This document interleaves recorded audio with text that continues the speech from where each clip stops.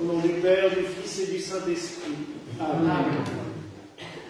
Mes très chers frères et sœurs, nous voici entrés dans cet avant gallican qui remonte au 5e siècle après notre Seigneur Jésus-Christ. En effet, à cette époque, on a, j'allais dire, solennisé la fête de Saint-Martin le 11 novembre en faisant le début de l'année liturgique. Et du coup, l'Avent gallican s'étend sur 6 semaines. Il y a 2 dimanches de pré-Avent, celui d'aujourd'hui qui nous annonce les fins dernières de l'homme, ce qui se passera à la fin du monde, et dimanche prochain, où nous célébrerons la présentation de Marie au Temple. Et après, nous entamons donc ces 4 dimanches traditionnels. Nous sommes entrés, comme le disait l'évêque qui m'a ordonné, dans la mauve lumière de l'Avent. Le temps s'y prête. Il fait sombre tard le matin, il fait sombre tôt le soir. C'est ces périodes un peu angoissantes. Mais d'un autre côté, nous savons que la lumière va luire. Nous le savons pertinemment. J'allais dire, nous avons même cette chance, contrairement au peuple hébreu qui a attendu pendant tant de temps le Messie. Nous savons que Noël arrive et que du coup la lumière va jaillir. Mais malgré tout, nous sommes toutes et tous, et quand je discute avec chacun d'entre vous, tout le monde me dit que ce temps est pénible, il est lourd, il est difficile à supporter parce que cette nuit est envahissante et elle nous fatigue, elle nous épuise. Mais l'espoir est proche, l'espoir est là. Et c'est ce que symbolise le texte de l'évangile d'aujourd'hui. Même si le Seigneur nous raconte un peu et nous fait toute une litanie des catastrophes possibles et inimaginables, mais ça, j'allais dire, nous le savons.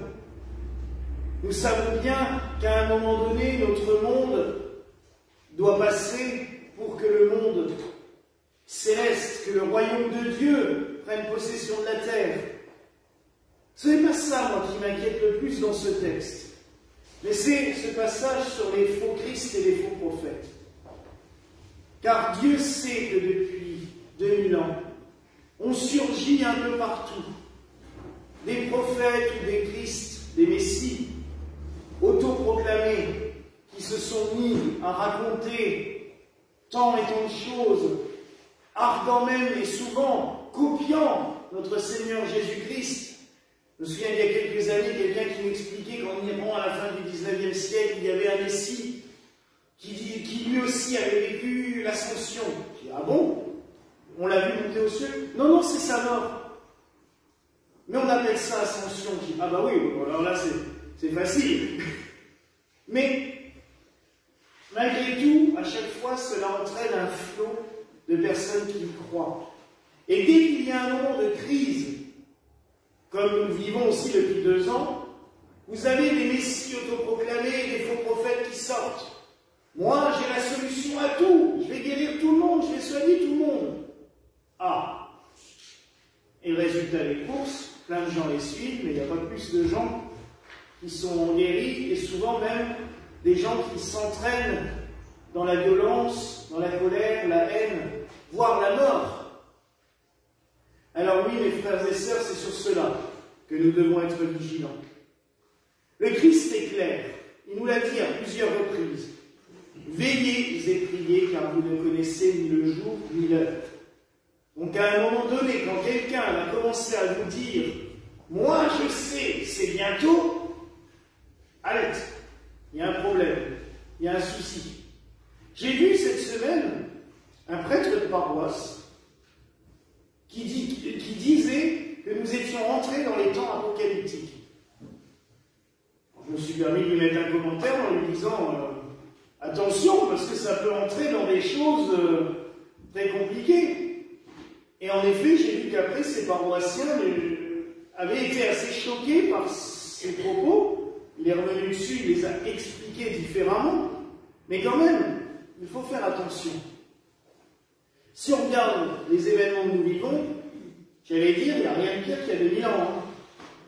Des catastrophes, il y en a toujours eu. Des soucis, il y en a toujours eu. Des épidémies, on en a connu quand même pas mal.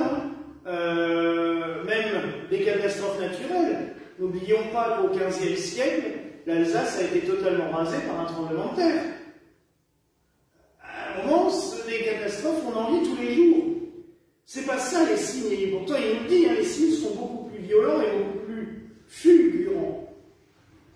Donc, à quoi ça sert, j'allais dire, de s'inquiéter? Le Seigneur ne veut pas que nous vivions dans la peur. Il ne veut pas que nous vivions, j'allais dire, comme ces survivalistes qui vont faire des réserves et des provisions dans leur cave en se disant c'est la fin du monde. Non, le Seigneur veut que nous soyons vivants. Il veut que nous vivions. Tout ce qu'il veut, c'est que nous prions. Veillez et priez. Cela veut dire tout simplement, vivez votre vie de tous les jours, soyez comme vous êtes, mais n'oubliez jamais de prier et d'être prêt si le Seigneur arrive. Nous sommes entrés dans cet avant ou ce carême de la Saint-Martin. Avant vient de Adventus, l'avènement. Parce que nous commémorons à Noël le premier avènement du Christ, quand il est venu sur la terre, mais surtout, nous nous préparons encore plus ardemment au second avènement, au retour du Christ. Tout chrétien attend le retour du Christ. Il se prépare à cela. La liturgie gallicane, d'ailleurs, a toujours été beaucoup marquée par cela. Le chant d'entrée que nous avons chanté, qui vient des textes de l'Apocalypse, était une des proclamations les plus connues et les plus courantes dans la liturgie gallicane pour cette période. Le fait, j'allais dire, de s'habiller même en violet, de prendre d'avoir un peu plus, j'allais dire, d'épurement dans les ornements, fait aussi que cela nous prépare. Se dit, il faut se dépouiller devant le Seigneur, devant celui qui vient, et de se dire tout simplement, je suis prêt. Et nous devons nous tenir prêts par la prière, par un cœur plus grand ouvert peut-être aussi, parce que c'est souvent ça qui nous fait défaut. Nous n'ouvrons pas notre cœur à Dieu, nous nous enfermons et nous fermons la porte à double tour. Parce que le Seigneur, des fois, il peut nous déranger dans nos habitudes. Il peut nous perturber dans nos certitudes. Et je parle pas pour les fidèles, hein, les évêques c'est pareil. Hein. Combien de fois on part sur une idée préconçue et en fin de compte, au dernier moment, le Seigneur nous dit « Eh non, c'était pas ça. Pas de chance, tu t'es trompé, mais c'est pas grave. Je suis toujours là pour toi et on continue. » Oui, mes frères et sœurs, nous ne savons pas, ni le jour ni l'heure.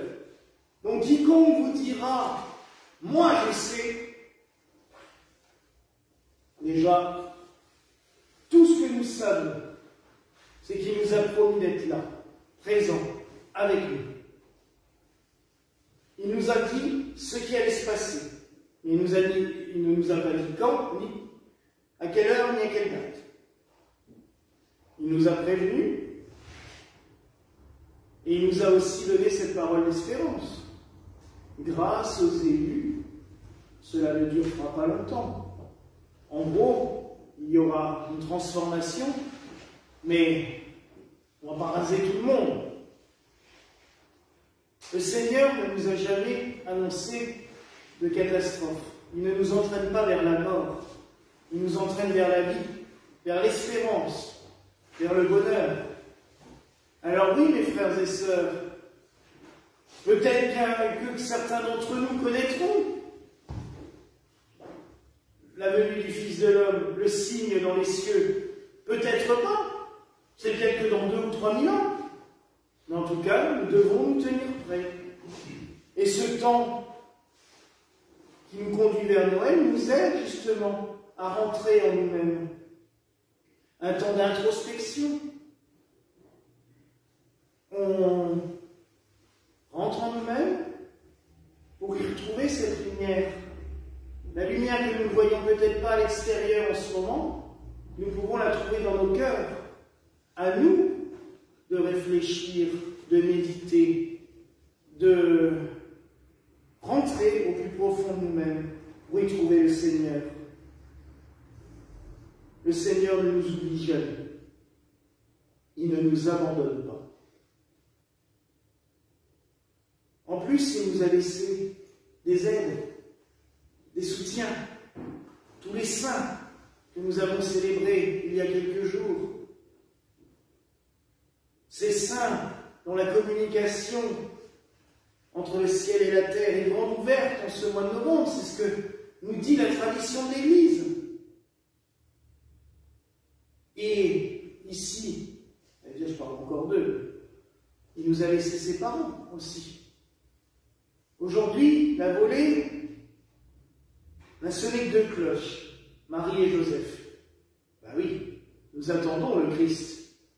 La cloche du petit roi d'amour, Jésus, ressonnera le soir de Noël.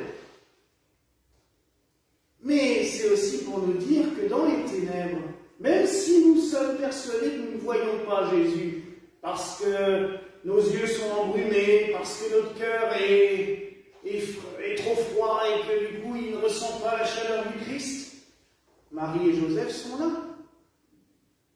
Ils sont avec nous. Et vous voyez, j'ai pris une métaphore avant, parce que, comme dans tous les clochers, la grande cloche a toujours plus de temps à démarrer que les autres. Et bien, la grande cloche, c'est Joseph. Et ça me fait penser, durant l'Avent, nous allons lire à plusieurs reprises les doutes de Saint Joseph. Quand il ne sait pas, quoi, ma femme est enceinte, j'y ai pas touché. M'a-t-elle trompé? Est-elle adultère? Il doute, il hésite. Et tout d'un coup, il se met à sonner à l'unisson avec Marie. Et là, oui, ils sont ensemble. Alors oui, mes frères et sœurs, en Marie et Joseph, nous pouvons y voir un modèle aussi. De se dire, bah oui, ils ont aussi eu leurs incertitudes, ils ont aussi eu leurs doutes, ils ont aussi eu des choses qui les ont perturbés. Et puis tout d'un coup, ça s'est éclairci. La route s'est éclaircie devant eux, et ils ont avancé ensemble, comme ils avancent avec nous sur ce chemin qui nous prépare au retour du Christ. Donc oui, mes frères et sœurs, avançons vers la lumière. Réfléchissons sur nous-mêmes. Attendons avec ardeur le retour du Christ, accompagné par la prière de Marie et de Joseph. Voilà la grâce que je vous souhaite en ce jour, au nom du Père, du Fils et du Saint-Esprit. Amen.